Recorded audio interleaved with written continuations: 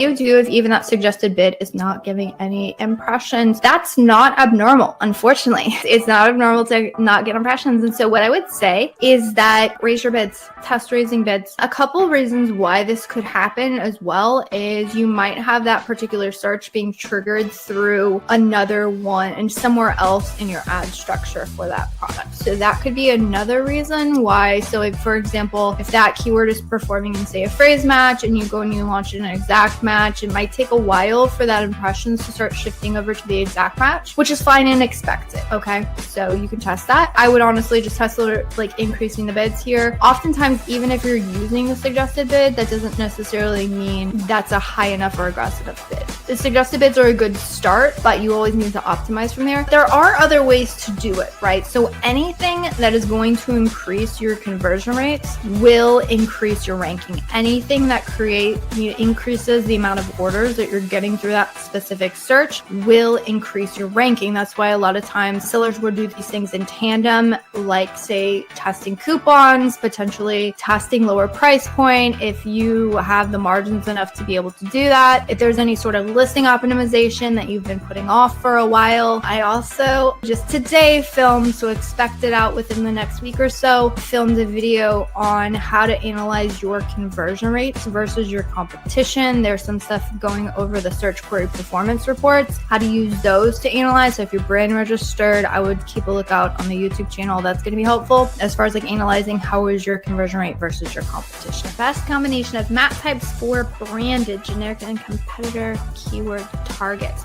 Yeah, I'm still a huge fan of using all the above. So we use exact match, phrase match, and broad match for pretty much all targets across the board. And now it does somewhat vary depending on the account budget and then what stage we're in, because you notice when I was talking about product launches, I recommended launching specifically an exact match and sticking to that for a while. So I do think that that is applicable. What I would say is that the more aggressive you want to target something, the more specific your match type should be.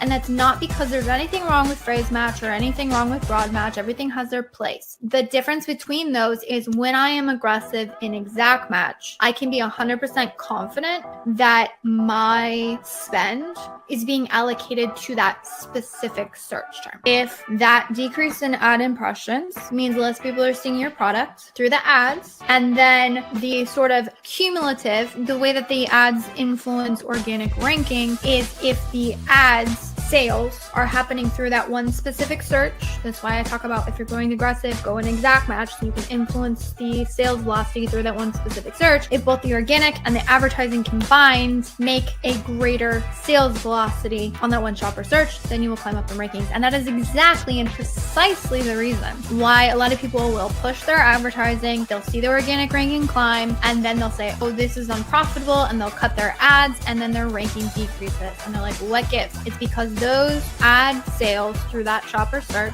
were adding to the cumulative or total sales that you were getting through that one shopper search. And without those additional ad sales, you do not have enough sales velocity to be able to push past your competitors. Business reports will tell you the sales that happen the day that that transaction is enacted. So if I go into, if I go to Amazon as a shopper right now, I want to purchase a product, bang, done, add to cart, ship it to me. That transaction is going to show up in that seller's business report as the day that I bought the product. However, if they go into their accounting section of their reports and they look at when they actually, when that accounting records the sale, they're probably not actually going to see that transaction till maybe a day later. And the reason why is because you don't actually get paid as a seller until that product ships.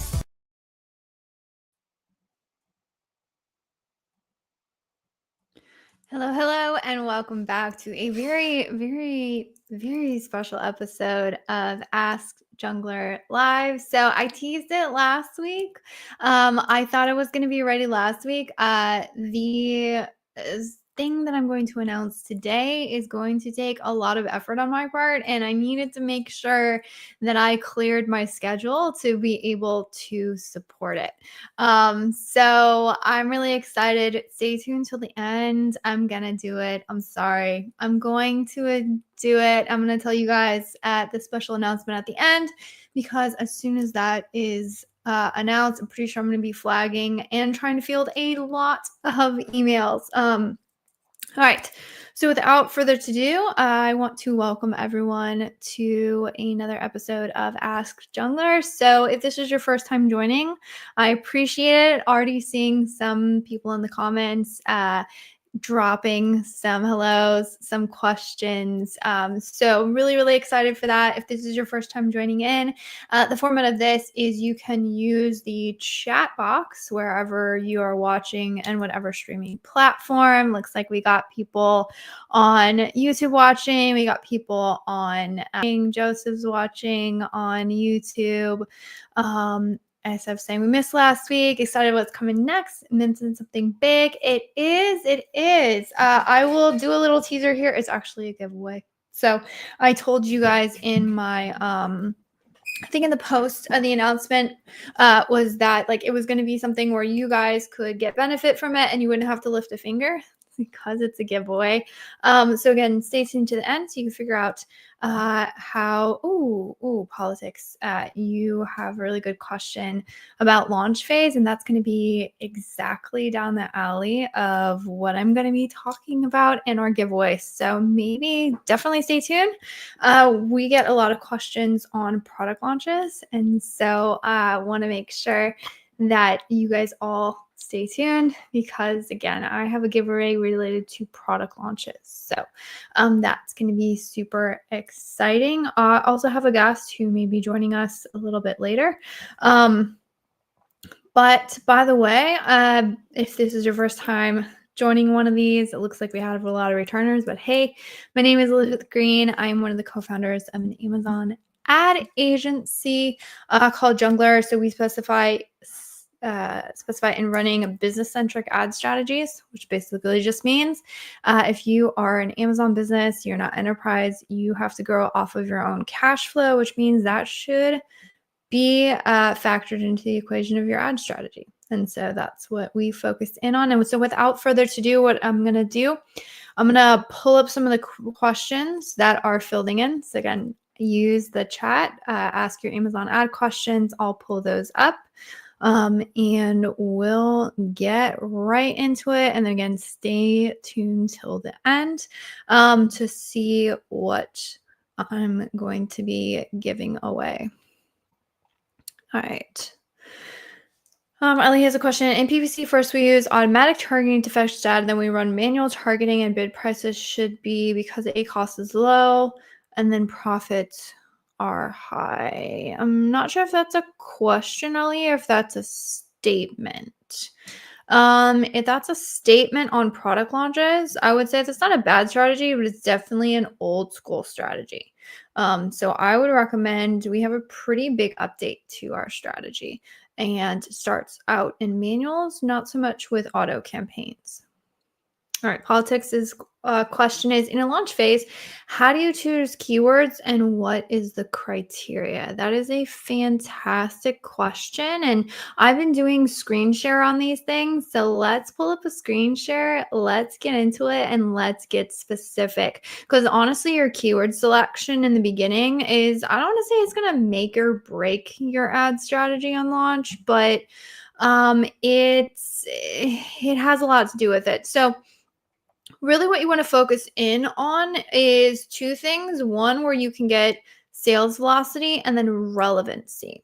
And a great way to do that is going to be going through and saying, okay, so where does, you basically want to ask yourself a very logical question of where does my product fit into the market? And to do that, you would want to go on Amazon and you want to start out first by entering in what we call our anchor keyword. So a lot of times what happens is that sellers will go in and they'll just kind of have like a basic idea. The one I love using is baby blanket because it's such a good illustration. Oops, share this tab instead. All right, here we go. So a good example is going to be if you are selling a baby blanket. So a baby blanket, actually, if you go and look at this keyword search, what you're going to find is that it's pretty varied. It's not going to be going after like a very specific type of consumer. And of course, my internet's going to not load. All right, there we go. So you can see here, like at the top, you have a lot of like the customized blankets, then you have the swaddles, then you got a wide variety of types of blankets. So what is really difficult to know is like, okay, so we're like when someone's typing in baby blanket, which specific type of product are they looking for? It's a little bit hard to tell because the search page is so varied. Not that I can't go after this, but what's going to happen is if I snag all of these products and I'm doing like a reverse ASIN search to figure out where these products are ranking, which is definitely part of a really good keyword research strategy, I'm going to get a lot of varied results. So what you want to do is you want to find your anchor keyword, which I've done this before, so I know what it is. I did it kind of keyword research for like this product, and the anchor keyword for this product is muslin swaddle blankets. You can see is in their title, so that's good. They have good SEO. And so that if you type in like muslin swaddle blankets is a specific type of product that you're looking for. Now what you want to do is you want to take your anchor keyword, grab 10 ranking products on the anchor keyword, and then that's how you start your list. And then how you curate that list is you want to look at keywords that have at least 1,000 search volume. Ideally, you can go a little bit more if you feel like you can compete there. And then what you're going to do is you're going to look for relevancy, and then you're going to choose about 10 keywords to go after very aggressively. Your goal with those 10 keywords is to say these are 10 places that I think I fit in the market. And then you want to have rapid response to say, okay, which of these actually convert for my product? We're looking for quick data feedback to say, okay, where do I convert on which of these 10? Maybe you have 5 that convert. Maybe you have, hopefully you have all 10 that convert. And then you can say, okay, out of all of these 10 or the 5 that are converting for me, then I'm going to double down on those 5 because I know that's where my buyers are. So that's your goal. But what you want to do is make sure that your product fits very well into that search page. So great question. Very much in line with today's giveaway. So definitely recommend staying tuned till the end. And with that, I'm seeing tons of questions pour in the chat. I'm definitely going to pull that up. But I am going to pull up a special guest. I know I teased it. He's not really into ad strategy, but he is into merchandising. So without further ado, to help me kind of get another side of the story when it comes to selling at Amazon is John Aspinall. Hello everybody. I'm here to answer all of your intricate, detailed advertising questions. I know everything about ACOS and tacos and ROAS and exact match, broad match. I got you covered. There you go. John, if you don't know, so he's with PickFu, but he also has his own consulting gig going on. And so why he's here is the other part. So I talk about driving traffic, but there are two sides of growing sales on Amazon. There's driving the traffic, which, hey, I'm your girl for that. And then there's, are you actually converting on that traffic, which is where John comes in. He is like the click-through rate, conversion rate wizard. Trust me, we've purchased for some of our clients as a favor. We've had him on for like consulting on some of the listings, and I was like, yo, I knew you were good, but after sitting in on one of the coaching calls, I can definitively say he is like fantastic and amazing. So I just want to say I saw you shout me out on the last stream or whatever it was, and I replayed it for my wife, and we like screen recorded it, so we have that lives forever on the internet. So there you go. So if something changes, stuff goes cold, you still already have you got the screen grab. I got the receipts. Awesome. Yeah. So in any of this, if there's anything related to conversion rates, I'm definitely going to lean on John for that. And then also, as we talk through sort of the offer, like there's going to be a prerequisite, and you probably have to have solid listings, which if you don't feel like you're solid on listings, go talk to John. We'll talk about how you can do that. Cool. So pulling up another one, launch phase. All right. When we optimize PPC and campaigns in our targeting tab, should we pay attention to the top of SERP and impressions to our column? If yes, how to read it and make decisions based on this data? I don't think I'd pay attention to it. It's not the first and foremost and the thing that matters. Now, where it is helpful is if you want to get more aggressive with something. You can say, all right, what's my top of search impression share? Do I not have a lot? But to be honest with you, the top of search impression share, the way it is shown inside of the ad console is the percentage. And the percentage is not actually the thing that's the most insightful. So if you download your search term impression share report, like the actual report, it'll show you 2 columns. One of which is a search term impression share percentage, which is helpful. But then the second one, which is almost even more helpful, is your search term impression rank. So what this means is out of all of the impressions, nobody's going to ever get 100% of the impression share. It's not going to happen. So you want to know relative to everybody else, where do I fall? So search term impression share says, I've seen it before where it's like, oh, we're only getting 23% of the search term impression share. We're only getting 15% of the search term impression share. Oh, we need to push it up. But then you realize, oh, wait, I'm actually rank 1, which means out of all of my competition, I'm actually getting the most amount of impression share. Now, if you're only getting 15 or 20%, could you push it up? Maybe, but you're already like outpacing everybody. So you have the greatest share of impressions would be the way you would read that. So I'm not a huge fan. I'll be honest with you, placement percentages, impression share, even click-through rate. Click-through rate's important, right, for driving traffic.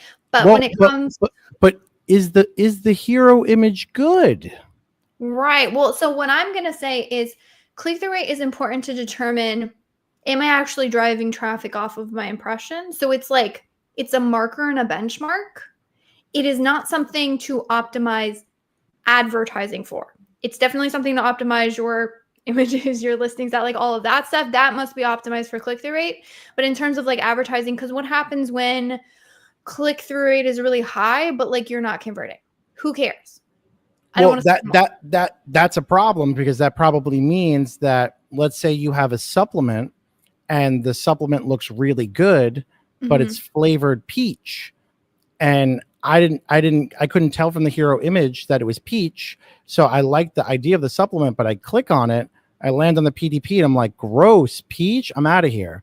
So I think that's why you have to be super clear and transparent on those hero images, because it affects your ad spend. It affects your ACOS, your tacos and stuff like that. Because like you said, if you have a high click-through rate and a low conversion rate, something's over that image that's getting people to click, but they're not buying. So something... Yep.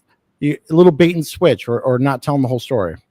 Yep. So it's definitely how everything works together. So Ehab, I'll just give you a last parting shot on the search term impression share. I would say the only time I would really worry about it is if it is a keyword that like my main goal is to drive impressions. So that might be like on my ranking campaigns, on my like launch campaigns. I'm really looking to like, that is what I'm looking to do, is drive impressions.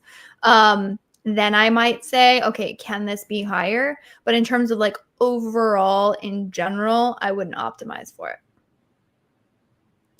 Me neither. And I'm a PPC pro, so. There you go. I'm going to teach you. I'm going to teach you. And you're going to teach me listings. Learning is fun. Awesome. All right. Mohammed's he's guessing automations and ads is definitely the future. Yeah. Is it though? Is it? So I'll give you a sneak, like we are actually in the process of building some more like internal, I don't want to call them like full automation. It's not, we're simply up leveling our internal processes just to make it more efficient and effective. Like we're keeping the same thing, but we're like putting it into but it's an internal software. I'm sorry.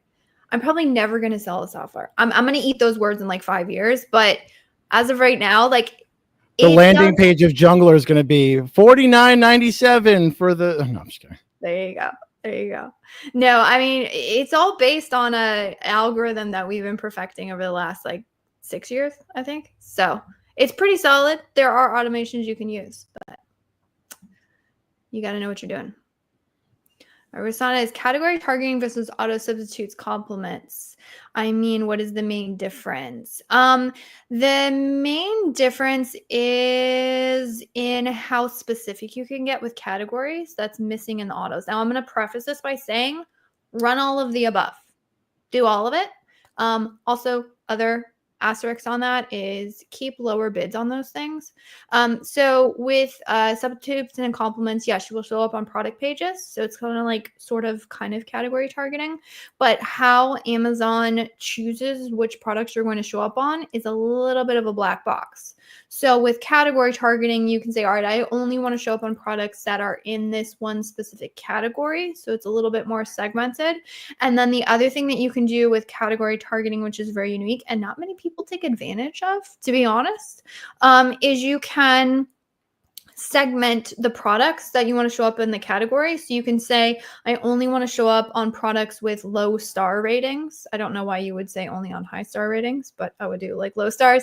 Or you can say, I want to show up on products that are over a certain price point or under, or you can specify the price point. So this actually works well in some of our clients' accounts where they might have a higher priced item.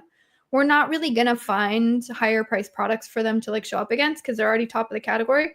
What we can do is specify that we want to refine and only show up on products with low star ratings because maybe we have the higher price offer, but we have a really good star rating because we're the premium product. So that can work well. So I would say run both, but that would be the key differences between the two. I concur. Other ones about strategy. What is the main pillar strategy you use when it comes to new accounts in your ad campaign plan? I think you should get a clarification. Is it a new account or a new brand? It seems to me like a new account. The way I read it is a new account that you just got access to. Because it sounds like to me like there's stuff running. He didn't say launch, so it's not like a new products. Because you do different things for a launch versus just getting access to an account, right? Right. Yeah. And if it's account access, it's like, what does that account need? So it starts with an audit. That's why we do audits first, because then we can troubleshoot and I can be like, all right, here is the ton of things that you're missing, but here's the 4 things that matter. So when we do that, then we're like, all right, these are the 4 things that matter. This is our heavy hitters. And we actually build out like a roadmap for the first 7, 30, 90 days to say like, all right, this is what we're going to be executing because this is the stuff that we can get to the quickest. So it's really like, what's the quick wins, which is typically getting rid of ad waste, getting, quick wins as in you downbid on your ranking keywords. And so you lost all momentum. So that's like a quick win. We can go in and do some tweaks. From there, I would be assessing on a per product level and then just saying, okay, what does the ad structure look like for each of these products? And then how do we quickest affect the ad structure? You're always in any account that is existing, moving from most known to least known. Most known is, I know what this keyword is doing, tweak the bid, tweak the budget, right? Like you can just dial, turn, and you already know what's going on and you're pretty sure that that's going to affect it correctly. Least known is whole new keyword research, stuff we've never tested before, throwing stuff at the wall, random test and see what sticks. Not saying you shouldn't have some sort of creative process in accounts because that's kind of where you find that secret sauce, but that is never going to be like the most important thing first because most likely that's a lot of test budget and results may vary. So you always want to get the best results the quickest.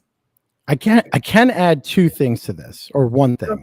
I have seen working at agencies, full service agencies, some decent sized players in the space, that when a new account comes on board, that they actually, like, the wasted ad spend is sometimes a massive savings, like that they don't even realize it, that it's like, dude, we just saved you like 5 to 8 grand in wasted spend. Where like that's the agency fee for like 2 months. And it's shocking that people have, and that might be low compared to some other people's wasted ad spend, right? So, wasted ad spend sucks. Yeah. And it's also knowing how to look at it. So an example would be like, I just audited an account. They were running sponsored display ads. They were only running look back windows. And I'm like, dude, your ACOS is like 111% on these things. Like, just pause it. Like, that's winnings right there. I don't even have to do that for you.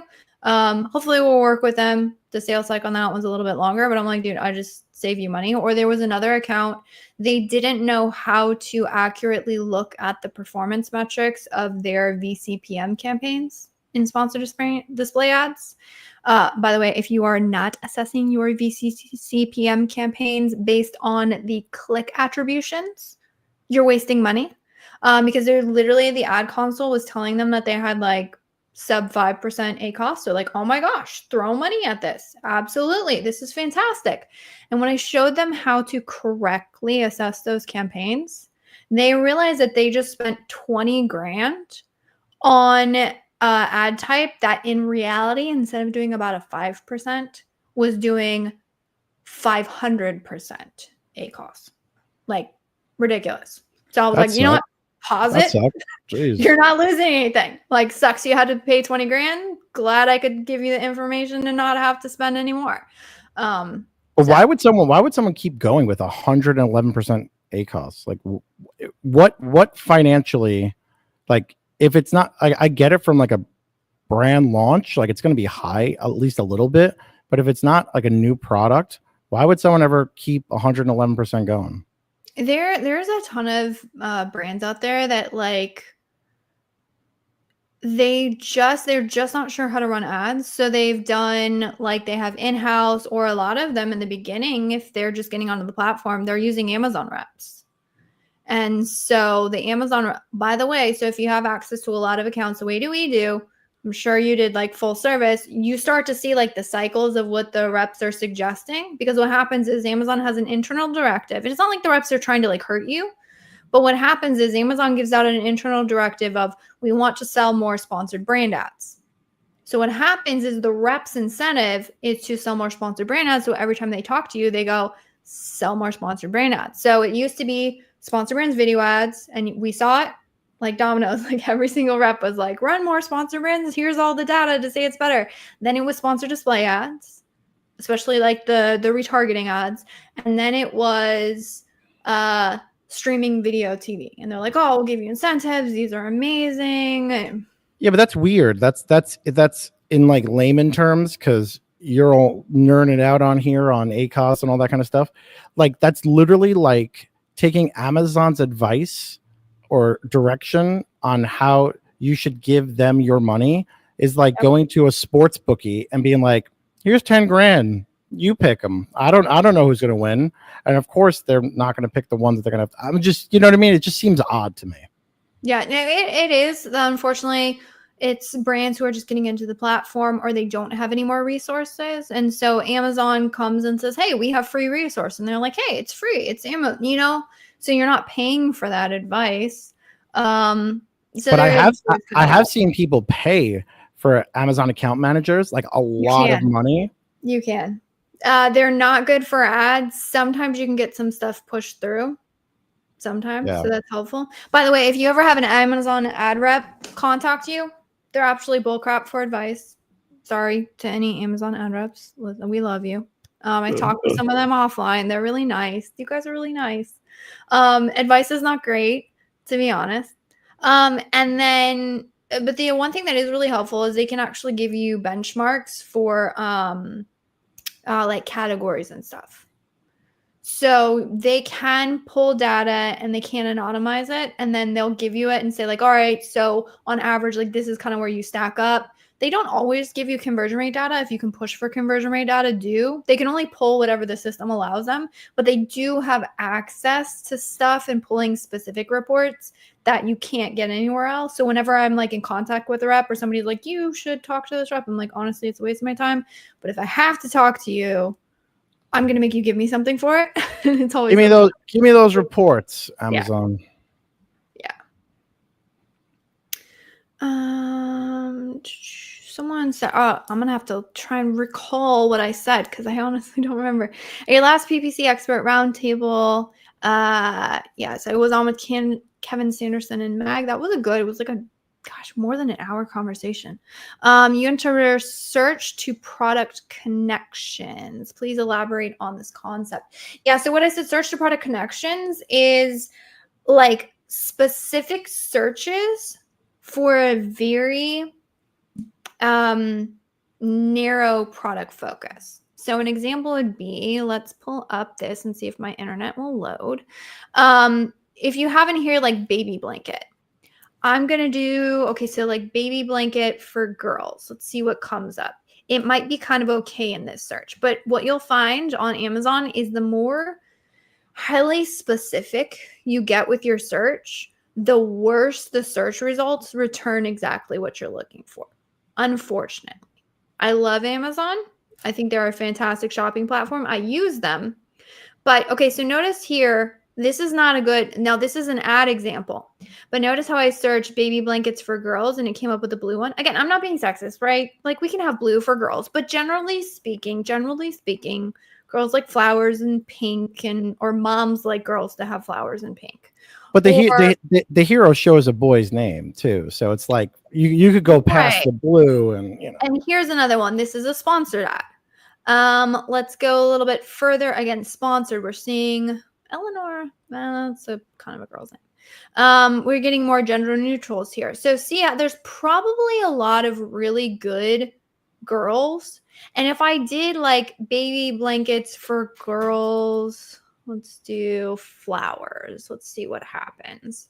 We'll probably get a lot of flowers, but if I did like baby blankets for girls, flowers, monogram, and I just like kept getting more specific, you would think that the search would like start really segmenting. What I found, again, because I search clothing, I like clothes. So I'll be like, I want this specific cut of shirt with the button down and this. And I'm like, I know exactly what I want. And Amazon, I know in the thousands, millions, probably a bajillions of products that you have on your site, there's some little random seller who hasn't made a sale in 5 days that has the exact product that I want because of all the products in your catalog. I know it's there. And you refuse to show it to me because it doesn't have sales history on it. So a lot of these search results are based on sales history. But what you'll find as you get, because here's like a green, this doesn't even have flowers on it. Like we said girl, we said flowers. Here we scroll down and it's got like green, right? That's not even flowers. That's maybe kind of flowers. This is blue. That's not bad. That doesn't have, see how we like start getting, and we're like, wait, this doesn't, like, not all of these meets the shopper search criteria, right? So that's what I mean in search to product connection is if you can make, because in advertising, you can choose which product's going to get displayed. So if you can make that connection for the algorithm and show the exact product that a shopper is looking for, you're going to get much better results. Now, to do that, requires a lot of time and a lot of effort, but if you can put in the time and you can put in the effort, I always say, if you can put in the time, like if you want the results, you got to do the work. So, sorry, I was looking at that SERP and I was like, wow, you had pictures of blankets with baby, blankets no baby, blankets with a box, and I was just thinking as you're going through that, I'm like, cool. If you're going to spend the money, and I'm sure that category is not cheap baby stuff, right? As far as like, CPC or whatever it is. Look at me, my lingo. I know CPC. You'd want to get the most value out of that click, right? Like, and then showing the kid or not showing the kid. I don't know. Like, let me ask you, like, Elizabeth, like, what do you gravitate towards? Like, if you're buying kid stuff? Do you gravitate towards like an ad with a kid in it or without the kid in it? Because what if you look at it and you're like, that's not a cute kid? Does that deter you from buying it? Yeah, Or you not like, a cute kid would deter me. So I get more specific in like the style of stuff. So like if you had it rolled up, like if it's a plain color, it doesn't really matter. I want to know like what the actual pattern looks like. So on the ones where it's like flat lay with the pattern, that's really nice to know. And anything that shows like the texture of it is pretty good. So I'm more of like a texture pattern kind of person. I noticed a lot of them have that fold over, like the corner fold over, so you can see like the outside and inside. But that's a big thing, right? Like every kid is cute, right? But not to everybody, So when you put that there, you might have a great product, but people might not think the baby's cute. I don't know. Mm-hmm. Yeah. Good question from Ashley saying, hey, regarding the keyword ranking forecast tool you shared last week, should we push forward to rank on products with high ACOS? Is there a max limit you'd recommend staying under to rank? There isn't really a max limit that I would recommend staying under to rank. The question is, are you actually ranking for that ACOS? Like, are you seeing the impact? Because if you are seeing ranking for that ACOS, well, then like at least your total sales are going to grow and could kind of outpace that like loss on ACOS. Now, what you can actually do is maybe you could forecast out. So like an example would be, say I had an average order value of like $20. If I have an ad conversion rate or average conversion rate, which is where John's going to come in, if your conversion rate's low and that's causing you to drive up ACOS, like fix that. And then say you had $1 average cost per click here. Oh, it's not letting me edit this. Well, we'll just go here. $18.16 and then average CPC of 75. That gives us a 69% ACOS. So if our target ACOS was 50%, then we need to get to a CPC of like 5.4. And maybe that's doable. But that's a pretty big drop. That's like a 20-cent drop. So the only thing I would really worry about is, do I think I could increase conversion rate because I'm going to get better reviews, or I'm going to talk to John and fix my pages so I can get better conversion rates? Or like, is it eventually going to become sustainable for me? And am I getting the ranking? So what I would be worried about is if you are pushing it up, saying I'm making orders, but then I'm not making the impact on ranking that I need. Well, then maybe you could pull back on that one and go after other keywords if you are ranking and maybe have better ACOS. The only other factor in that equation, which is not going to be an ad strategy, it's going to be a business strategy, is like, can I afford this? Right? Because what I don't want to do is like push somebody to be like, all right, just keep going. ACOS is 500%, but like keep going, keep doing it. Like, and you're like, to the moon, go with the ACOS. Like, I'll do that. Fantastic. Right. But like sometimes it's not sustainable. So you do want to factor that into the equation. Like, is that going to hurt cash flow so much that like you can't have reorders? Then like, But do you think it matters the category? Like historically, I've seen like supplements, like you're like, I've spoken to people before where they're like, yeah, I want to get my ACOS to like 12%. I'm like, what? Like, how do you plan? You plan on stop selling on Amazon? Or like, how do you plan on getting it that low? So do you find like historically, like there's just some categories where it's just not, you're never going to have a low ACOS for tacos? Yep. And it's like, I like to say like it's math. I like doing math. So to me, that's literally why I built this sheet, was because I was like, everyone's like, how do I get my ACOS down to, I want a 5% ACOS. Like, great. If you could do the math, like on this one, if we got an average order value of 18 and you say, oh my gosh, I want a 12% target ACOS. Okay, bump your conversion rate to 34%. Is that achievable? Or can you spend 13 cents and still get impressions? Which one's easier, right? Closing up shop. I don't know. Like, that seems crazy. And so it's a math equation. And so that's why, like, whenever And this is what I struggled on in the beginning days, is like you would have the understanding or the intuition as an ad manager to just say, well, I don't think that's achievable, right? If someone came to you with a 70% ACOS and they say I want a 12, you're like, I intellectually understand that the difference and that's going to be really hard and I don't know. But what I didn't have was like the mathematical language to say why that wasn't achievable. So an example would be like, say, even in this case where we had a 70% ACOS, there is a factor where you can target, say I want a 15% total ACOS. Well, you need only 21.6% of your total sales coming from ads. So that means you got 80% of your total sales have to be organic to make that work. Does that work? Probably not. But that's because the conversion rate sucks. So, okay, if we can get from a 6 to a 10, all of a sudden that becomes 36. So you just, what we do is we play with the mathematical models and say, okay, how far off of where we are? What do the numbers have to be to get where we need it to? And then what are the things we need to tweak? So for us on the ad strategy, it's cost per click. For John, it's conversion rates. And then between those two, you work towards the numbers that you need. But do you ever see where it's like the math just isn't mathing, where it's like, okay, this is where you need to be, but it's like a dream. Like it's never going to happen. Like you could say, this is where you need to be to get there. And then at that point, you as an agency owner, do you then tell that prospect, like, can't do it, right? Because I know some agencies, not ones I worked at, but some they'll just take your business and say, we'll hope for the best, right? But I think that transparency and that direct, like almost like a parent, like, no, you can't. And we're not going to be able to do that because we don't want you to churn, Yep. No, we try to be really apparent. And then the other thing is, what I find a lot of times is that brands, not for any fault of their own, they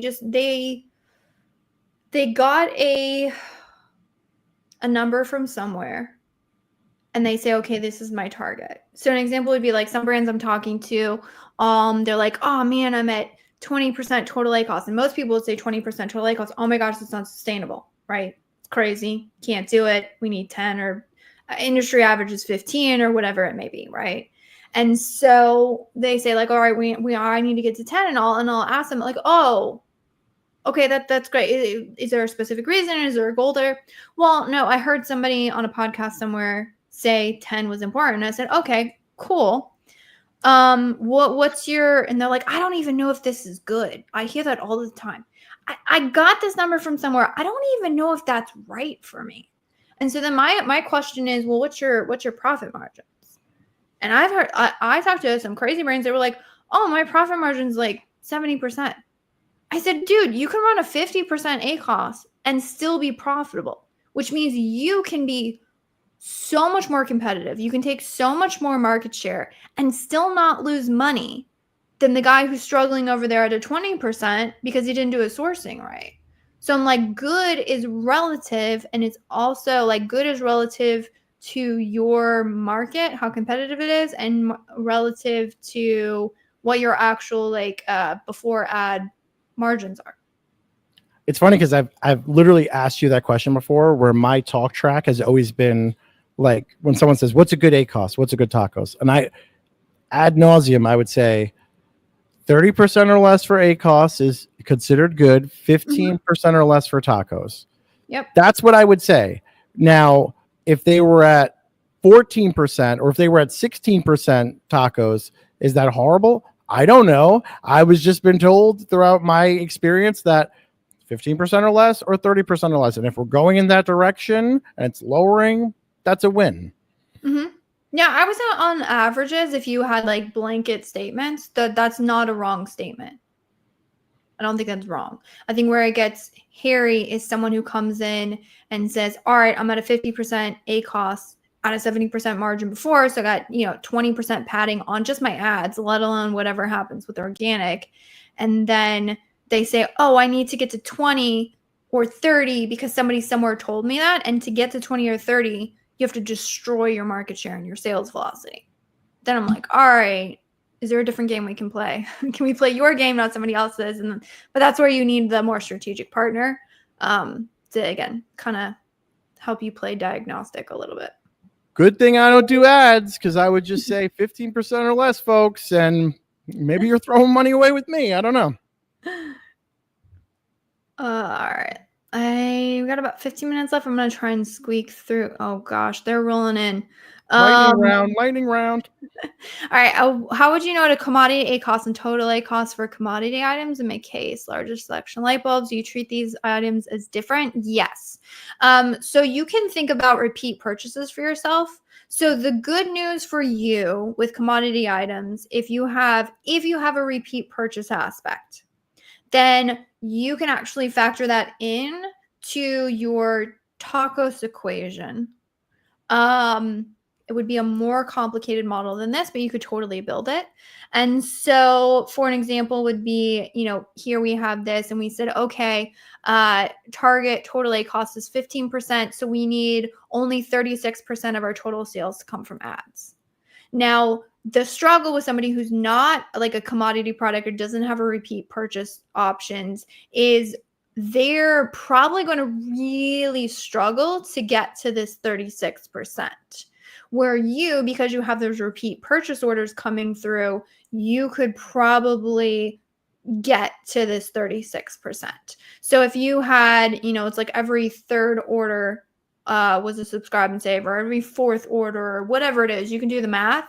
Then you can say, okay, at this point, I'm making, this is my subscribe and save trajectory. Then I know that eventually I'm going to work up to this amount of like repeat purchase. And then you kind of have your other ads and like your just one-off purchases spinning in the background. And you can actually forecast that out and say, okay, does this make sense? But the good news is any repeat purchase orders will come through in the business report. So you'll just see your total ACOS improve overall. Subscribe and save is such a crazy model. It really is. Where it's just like you sell it once, and if they click and forget it, they're going to get. I still get eucalyptus Dove men's deodorant. I haven't purchased that. It's a 3-pack. I have not purchased it in well over 2 years. I am extremely forgetful and lazy to go and cancel it. So here comes eucalyptus. No, it's actually really helpful. I have subscribe and save on a couple items, and every time it shows up, I'm like, oh crap, I'm running out of it. I'm like, oh, thank God. Do you remember the button? Do you remember the button that they used to put like next to your coffee machine, and it would automatically refill? I found one of those the other day. I'm like, let me press and see if it works. It didn't work. Too bad. All right. Ellie says, so my method is old. Can you tell me the new method? So this is on ranking. He was saying like old school method, auto campaign, see what works, moves it to manual. You want to flip and reverse that. So you want to go single keyword campaign, one ad group, exact match, about somewhere between 10 and 15 keywords to pick. And then after you do that, you're going to see, again, what of those 10 or 15? 10 or 15 is going to depend on your budget because you're going to go super aggressive. You're going to see what works. You're going to pull back on the ones that don't work. You're going to push forward on the ones that do. That will give you an idea of where your product fits in the market. And then you can expand from there. That's how you get really rapid rankings and rapid understanding of your product, and actually will help you understand how viable your product is. And when you got to bring in John because you're like, hey, these are all my good keywords and nothing's converting. So it's probably a product market fit thing. But that's the new method, which gives you much more rapid feedback. They call that the Missy Elliott. Do you know why? Why? You said flip it and reverse it. I figured that's the Missy Elliott method. All right, I'm trying to get through some of these because I'm going to have to pop open because I told you I had an offer for you. So I'm going to pop that open in a second.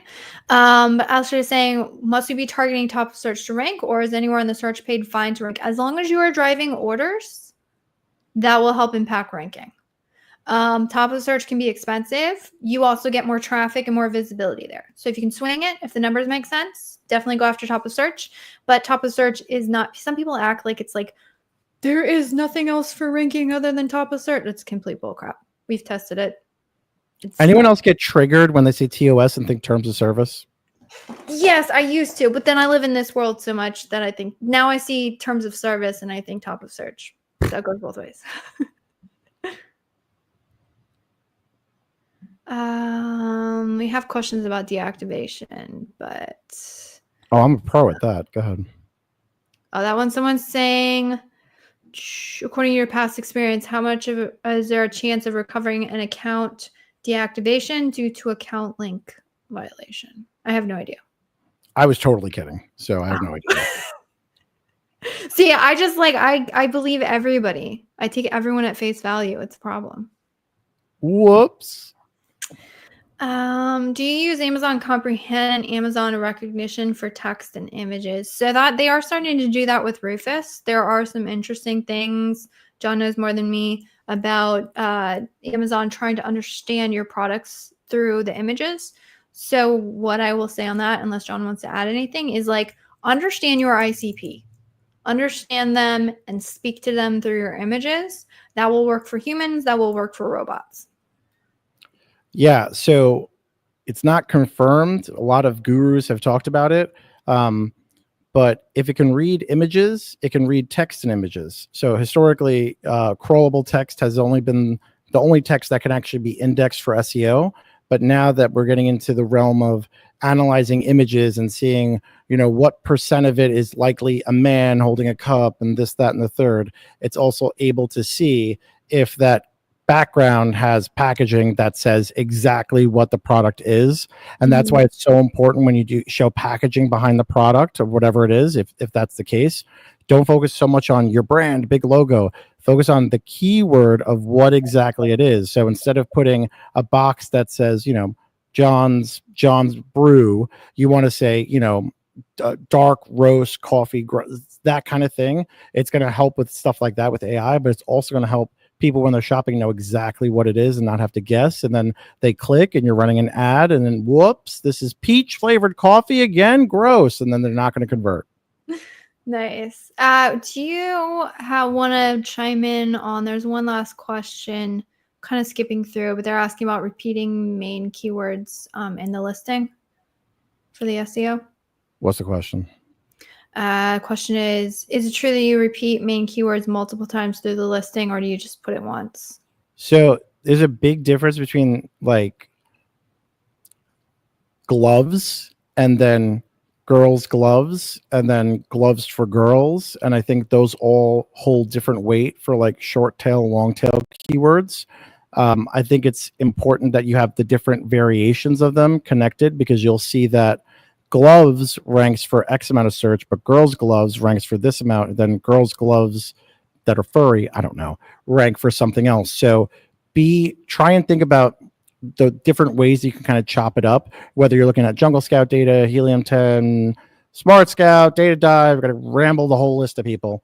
Look at that and see what those different renditions are and pepper it in. I will say, if you're worried about keywords, in your listing, take a look at your alt text, because I guarantee you're not doing your alt text and you have alt text behind all the images in your A+ content. The brand story module, if you're not using that, you could put up to, I believe, 10 to 12 modules inside the brand story module. Even if you don't care, I don't shop from brand story module. I don't go there anyway, even when I shop. But all of those images, you can put alt text behind for typos, misspelling, Spanish phrases that rank for SEO. Awesome. There's a couple more ad ones. I know I'm skipping around, but You're going to hurt some people's feelings getting skipped over. I am. But they're ones that I've answered before in past lives. But this is a great question from Chad Davis. He's asking about point of view on sponsored display ads, because it's true. So I've found, for the most part, Priv's ads are incremental and marginally accelerative. So basically, it's like sponsored display ads do not add to ranking and market share so much. But that's also true for sponsored brand ads as well, is what we found. So our goal is, whenever we can increase the visibility of a product and we can get that traffic at a lower cost, we will run it. So our goal in sponsored brand ads, as well as sponsored display ads, typically is just to make sure that we're getting low cost profitable traffic to the listing, because it's never going to hurt us. And then we will have like our market share campaigns and make sure that we're protecting those and running those aggressively. But I wouldn't want to say lose out or lose money on display ads or brand ads for that matter as well. I only know one spot for like if someone was to ask me, like, John, where's there a sponsored display ad? This is how ignorant I am with ads. The only place that I could point out a display ad is on the PDP, kind of below the buy box. Yep. Is that the only spot for a display ad? No, it's behind underneath the buy box, underneath the bullet points, and there's like a small little bar band. I don't even know if anyone clicks on that, to be honest, but up at the top. It just looks like an ad, and I think people just don't do that. Yeah. One last one, and then if I missed you, apologies, but I will get you in the next one. So I'm going to be here next week, same time, same place. I'm going to have some more guest speakers, so watch out for that announcement. But this is a really good question from Gil or Gilbert, either one. But does product targeting campaigns help with organic ranking? Yes, they do, actually. So product targeting campaigns, specifically sponsored product targeting, because you can do sponsored display product targeting, only sponsored product ads, will help. Now, what I will say is that on their own, they are not going to be, I don't want to say powerful enough for whatever. They're not going to be enough to help you rank on a keyword by themselves, but they do add to the cumulative pot. And there is some theories out there where people are like, oh, they only add to the ranking because product targeting also shows up on keywords, and so it's only the keyword. No, that's not the case. We've actually tested it where we've only been showing up on the product pages. That's where we get all the clicks and conversions, and yet that has given us a boost in ranking. But we were also running sponsored product like ranking campaigns as well. Makes sense, folks. I mean, yes. All right. And with that, I am going to share my screen with you and I will tell you. So for those of you who have been asking about ranking, I'm going to edit this real quick. I'm going to give. Uh-oh. She's redacting the document, folks. No, I'm not. I'm adding, let's see. Let's zoom in here. So, ooh, free. I am going to be giving away because I want to validate. So there is a selfish aspect. You're probably being like, why the heck are you going to do this? Because this is going to take a lot of my time. I'll be honest with you. But what I'm going to do is I'm going to give away 3. So I'm limiting it. It's not unlimited. 3 product launches, and I am going to be selective. So this is what you're going to get. And when I say product launch, let's define it. Okay. We're going to set up a goal setting call with us because I want to know, like, what's your budget look like? What does your product look like? We're going to get an understanding. Then we'll do the keyword research and we'll give you a file to create the initial campaigns and help you get the initial campaign set up. On top of that, because I want this to be a success, we'll give you the optimization strategy that we use. It's intense. So prerequisite is you're going to have to do work yourself on the optimizations. Okay. And then what I'm going to give you is 2 free coaching calls subsequent. So probably like a couple days or a week into it and then a week after. So we can also check results and see what's working. Okay. So that's what 3 people are going to get. Now I told you that, yes, I'm giving this away. It's a little bit selfish. So here's what you have to be willing to do. One is, who is this for? I do want to work more with brands. If all I get is agency interest or all I get is like freelancer interest, I totally get it. I can still help you, but I prefer to help brands. You gotta have solid listings. Wait. Hang on. Pump the brakes. I'm gonna do you one even better. Let's add to that, right? A 3rd coaching call, but with me. All right. I'm going to say, because it's a coaching call, John has to give the stamp of approval for your listings. Yeah. You got to have solid listings because, again, we want this to work. I'll teach you how to drive the traffic. I'll teach you how to drive the right traffic. I'll teach you how to read the data to figure out how it's working. And then we do want, I say a healthy launch budget. I'm not saying you have to spend thousands of dollars a day. What is going to be, again, this is because we're not going to get the best results, is if you come in and be like, I can barely afford to spend $10 a day on this launch. I have to have 20% ACOS out of the gate or my numbers don't work. I get it. I've consulted with some of those brands. It works. You're not going to get the best. I want to have good case studies here. So you got to be able to have a healthy budget. And then this is where I'm going to get selfish with it, is you have to be willing to use the recording because I'm going to be using it for content. Now, we can blur. I don't have to show your face if you don't want to. I can blur the product. You may not want to let people know what the product is. I just want to show, hey, this is how you do the keyword research. This is how I'm choosing the keywords. I'll give you all the recordings too. So like, this is how I went through. I'll give you the methodology, open book, done for you. Who doesn't want free publicity to their listings? Yeah. Come on. There you go. Well, yeah, if you want to link to the thing in the comments, and because we're talking about how amazing your product is, we'll do that too. Transparency, the better, but I get it. Not everyone wants to share the product. So here's how you win it. Because I'm going to be selecting 3 of you, which FYI, I fully expect to completely get flooded with emails. So if I don't respond to you, I'm only going to respond to the winners. I'm sorry. I love all of you. Last time I did something like this, I literally spent like 4 days responding to like 500 emails. So you should do a wheel. You should do a wheel with all the qualified people, and then they'll hit the wheel. We could. So we'll figure it out. But just so you know, I will read all the emails. This is going to be open until Wednesday of next week, which is the 12th. So if you're watching this on the replay and it is before February 12th, you can send an email. I love you. If you message me, if you try and get me offline, if you try and squeak in, no dice. It's not going to work. Even if you're like, hey, remember me? I love you.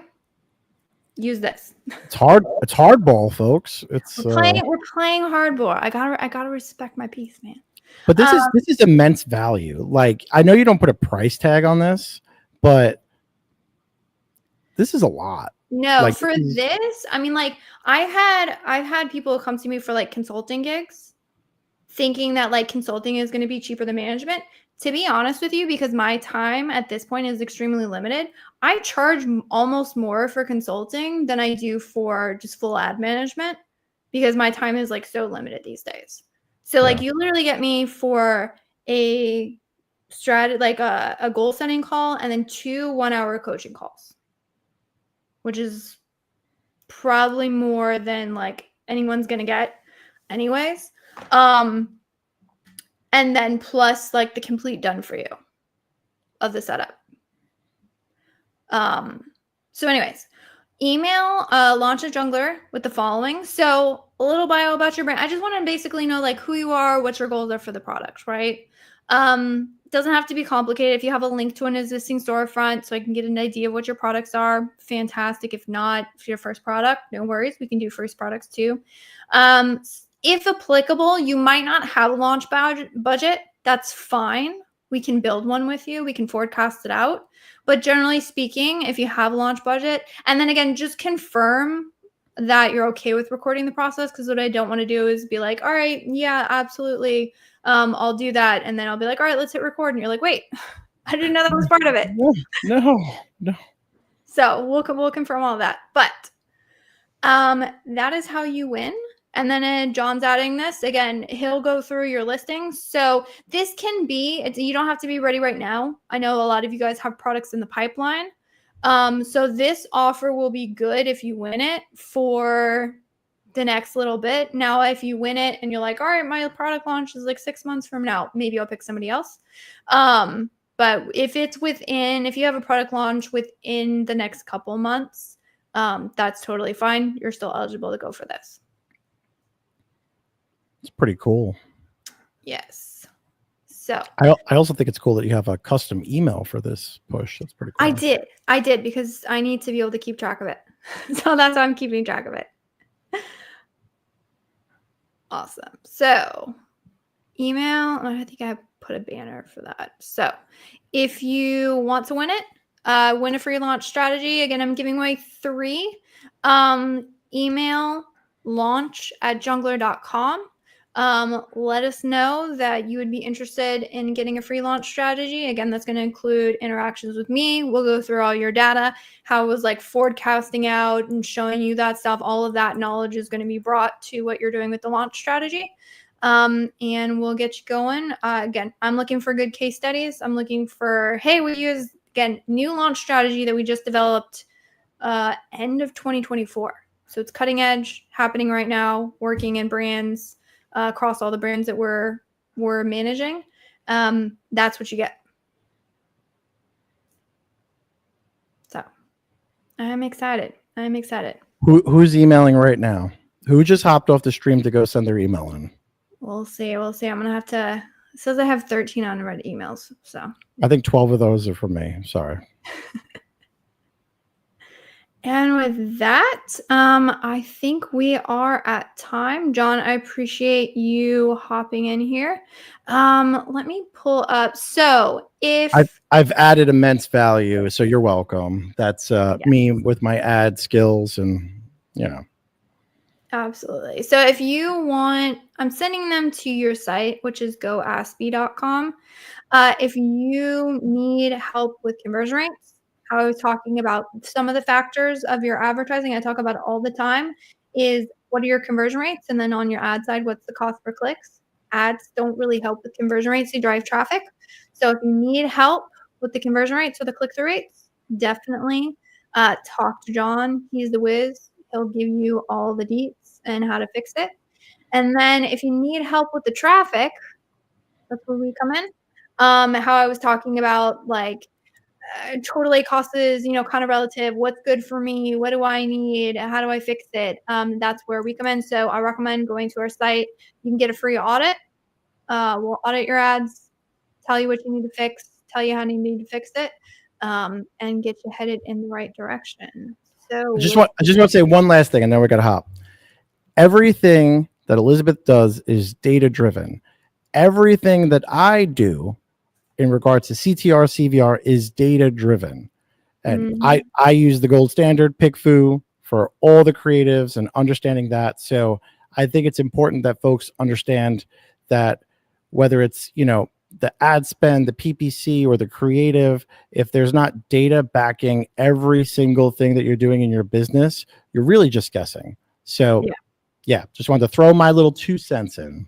No, absolutely. And with that, again, if we didn't get your Amazon ad questions, show up same time, same place next week. I'll be on here with some other guests. And if you want that launch strategy, I'll be sleeping on the couch. I'll be tired. I'll be knocked out. All right. See you all next week.